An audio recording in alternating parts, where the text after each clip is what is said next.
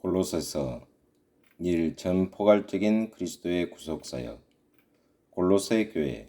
골로새는 소아시아의 내륙에 있는 도시로서 에베소로부터 약 200km 떨어진 루가스강 변에 위치해 있다. 그곳은 라오디게아 계시록에 나오는 7교회들 가운데 하나와 히에라폴리스 원천지대에서 멀지 않다. 골로새 교회는 바울의 조력자인 에바브라에 의해 설립되었다. 1장 7절. 바울이 골로새인들에게 편지를 쓸 때 에바브라도 그와 함께 감옥에 있었다. 4장 12절. 물론 에바브라는 바울이 이 루가스 골짜기에 있는 회중들에게 상세한 편지를 쓸 수 있도록 그들에 대한 형편과 정보를 바울에게 알려주었을 것이다. 유대적 이단. 골로새서는 에베소서와 대단히 유사하다. 사실상 골로새서, 에베소서 그리고 빌레몬, 그는 골로새에 살았다. 에게 보내는 편지는 모두 거의 같은 시기에 쓰여진 것이다. 그러나 골로새서는 그 자체의 독특한 메시지를 가지고 있는데 그 이유는 골로새 주변에 많은 거짓 교훈들이 판을 치고 있었기 때문이다. 골로새 주변에 팽배되어 있던 거짓 복음들은 갈라디아에 있었던 유대인 선동자들의 교훈을 상기시킨다. 골로새와 그 주변 지역에는 많은 유대인들이 살고 있었다. 이것은 골로새 교회에 침투했던 이단들이 유대적인 특징을 띠었던 이유를 설명해 주는 것이다. 감추어진 지혜. 당시에도 오늘날과 같이 유대인들은 모두 하나로 연합되지 못하고 있었다. 자유분방하고 개방된 정신을 가진 사두개인들과 편협한 정신을 가진 바리새인들도 나누어져 있었다. 유대인들의 교훈과 간섭에 영지주의와 신비한 지혜를 혼합시킨 사상들을 가르치는 선생들뿐만 아니라 극단적인 민족주의자들도 있었다. 골로새에 있는 거짓 선생들은 이에 세 번째 부류에 속하는 사람들이었다. 그들은 사람들을 완전한 구속에 도달하도록 하는 일종의 신비한 지식을 소유했다고 주장했다.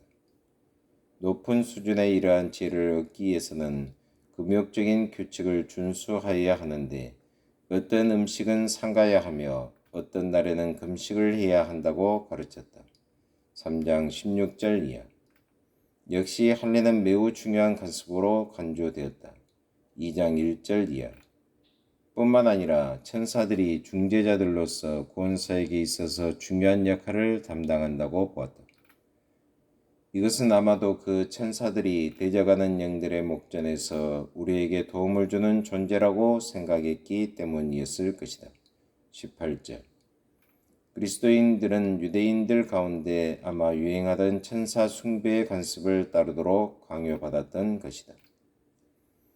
악한 세력들로부터의 자유. 기독교의 옷을 입은 이러한 혼합된 지혜가 이 루가스 골짜기에서는 잘 먹혀 들어갔던 것으로 보인다. 우리는 여기에서 항상 교회를 위협하는 이른바 적응과 토착화의 위험성을 보게 된다. 금욕적인 법칙에 따라 살며 대적하는 영들의 세계를 두려워하면서 그들에 대한 온갖 조치를 취하는 일은 그리스도 밖에 있는 세력들에게 사로잡혀 있는 사람들에게는 아주 흔한 일이었다. 골로새서는 이러한 문제들을 여러 가지 다각적인 방법으로 취급함으로써 그리스도께서 그 모든 세력들을 완전히 정복하셨음을 강조하고 있다. 우리는 그리스도의 구속사역을 보증하기 위한 선한 천사들의 세력을 필요로 하지 않는다. 인위적인 종교가 만든 어떠한 규례도 우리의 구원에 공헌할 수 없다. 예수 그리스도께서 모든 의식의 율법, 할례를 포함하여 을 다 완성하셨다. 그리스도는 만물이 각각 제 위치를 차지하고 있는 이 우주의 중심이시다. 그리스도의 통치 아래에서 우리는 안전할 뿐만 아니라 모든 악한 세력으로부터 벗어나는 것이다. 2. 만물이 그 앞에 경배하게 되리라. 그리스도께서 이미 정복한 세력들. 바울은 자신의 이름뿐만 아니라 디모데의 이름으로 문안 인사를 마친 후에 감사를 드리고 있다. 골로새 회중들 가운데는 믿음과 다른 사람에 대한 사랑이 있었다. 뿐만 아니라 골로새인들은 하늘에 있는 그들의 소망을 붙잡았다. 세상의 다른 곳에서와 마찬가지로 골로새에서도 복음의 선포는 열매를 맺었다. 바울은 이 복음이 맺는 열매가 계속되기를 기도하며 골로새인들에게 그들을 어둠의 세력으로부터 사랑하시는 독생자의 나라로 옮겨주신 분이 바로 하나님 아버지시라는 사실을 깨닫게 되기를 원하신다. 1장 13절. 바울은 골로새인들이 모든 신령한 지혜와 총명의 하나님의 뜻을 아는 것으로 채워지게 되기를 9절 기도하였다. 골로새인들이 이러한 목표에 도달하도록 하기 위해 바울은 예수 그리스도의 구속사역의 온전함을 설명하고 있다. 바울이 이러한 사실을 특별히 강조하는 것은 골로새인들 사이에 그리스도의 사역이 어떤 보충을 필요로 한다는 이단적인 가르침이 널리 퍼져 있었기 때문이다. 만물이 그리스도를 통하여 창조되었다. 물론 골로새인들이 경계하였던 보이지 않는 세력들과 그들이 때로 도움받기 원하는 천사의 세력들까지도 그리스도께서 창조하신 것이다.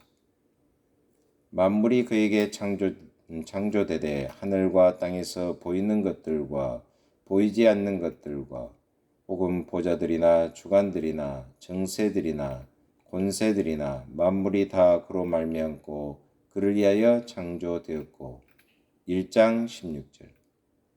바울은 더 나아가 또한 그가 만물보다 먼저 계시고 만물이 그 안에 함께 섰느니라 17절이라고 설명한다.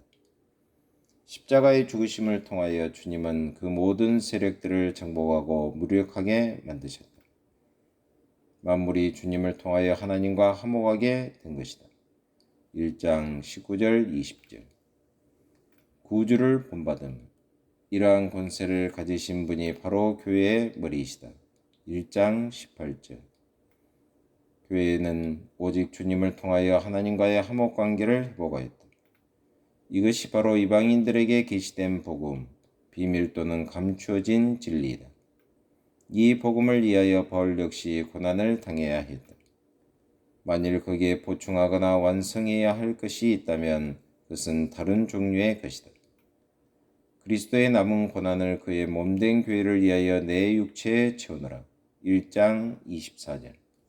물론 이것은 바울이 자신의 선한 행실을 통하여 교회를 위한 어떤 공로를 쌓음으로써 그것을 통해 그리스도의 사역을 보충한다는 의미가 아니다.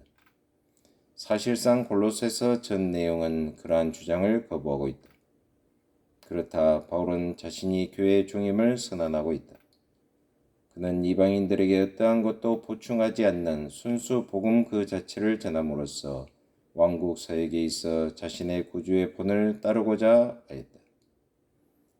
하나님 아버지 참으로 감사합니다. 오늘은 골로새서를 배우게 하심을 참으로 감사합니다. 그리스도의 속죄 사역의 완전성을 저희들이 완전히 신뢰하며 늘 주님께 영광을 돌리는 우리의 삶이 되게 하여 주옵소서. 예수 그리스도의 이름으로 기도하옵나이다. 아멘.